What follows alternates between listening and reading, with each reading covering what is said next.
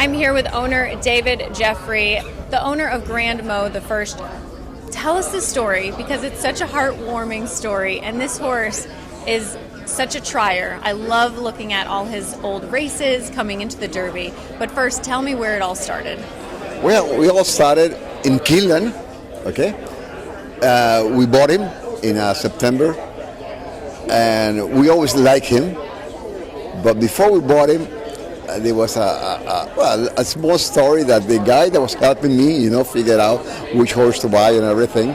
He was a Preakness winner, the old timer, 1975. He was with me. So we went to this co-signer and we started looking at the horse, and it was amazing that the horse owner, the co-signer come in. I tell him, you know something? I have something for you. Why? What's that? So it was kind of strange, and he came up with a picture of this jockey in top of the horse from 1975, and he gave the picture to him. He said, "This is your gift." So it was, like, wow. I said, nobody come do that to you, I'm talking about very expensive picture because I was a audience, But anyway, we saw the horse, and he told me, David, really, this is a very good horse, He had some small issues, whatever. But it looks good and everything. So anyway, we decided to buy it.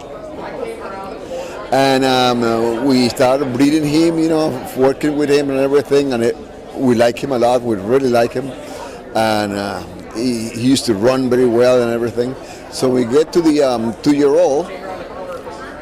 My son tell me, he always see my horses, but he never interfere with my names or anything like that. He said, Dad, if you don't sell him, let's take him all the way to the Derby. But he said with such a conviction, that we can really make it. I said, well, I'll back you up if that's the way you want it. And well, here we are. All the way. What was your initial reaction when your son said that? Well, there was so much expectation with this horse, and it was our first Uncle Mo. Right. And we always wanted to have an Uncle Mo. So I said, wow, maybe we're in the correct line, You never know what God tells you to do, So you say, well, let's go for it. It wasn't easy, let me tell you, the first race, the second race, the third race. But anyway, his path was like well made to get here. We already participated in 2 derbies. We were in Tampa Derby, we were in Florida Derby, and like I mentioned to you, I think, like my trainer said, that this horse fit the suit for each party. I really love that analogy about Grand Mo the First because you see him out here, and depending on what kind of day it is, you get that kind of horse. So he wears the right track suit for the day. Right. What was when he was a baby, coming into this and growing on the farm and everything? Was there anything that stuck out where you were like, wow, this horse, exudes a little bit of greatness? Yes. His attitude was always, like sharp, like I'm there, like I'm the man, I work for it, It's not like a horse that you say, hey, he's going to get tired or something like that. He was always, bright.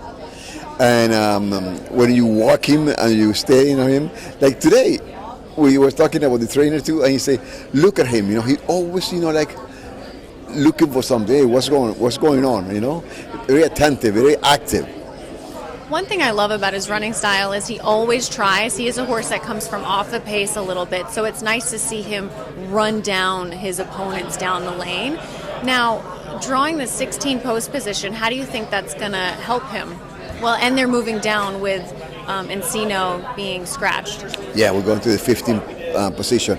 Well, we feel that he's going to do very good because even the jockey also, he likes to come from outside. Okay, it's going to be a lot of velocity from the left side. Okay, from the other ones. So we feel that he's going to come, doing it with from less to more.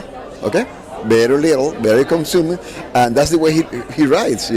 So he will come from behind very good, very strong. Yeah, I even looking at the Derby itself, there's a lot of speed on the inside, so A it's going to lot be of speed, it's going to be nice for him to just kind of pick apart the pieces like he likes to do on the outside. And you have fierceness right there, so you got a nice horse to follow. Huh? Fierceness, you have a nice horse to follow. Oh, yes. Well, the favorites are going to go right in front of us, so we're going to come from behind. And that's the way he likes to run, and that's the way the jockey likes to run, and that's the way we would like him to run. So we feel that we feel comfortable with it. Well, David, thank you so much for taking the time and talking with us about this beautiful story about Grandmo the First, and we wish you the best of luck. Well, thank you so much for the interview.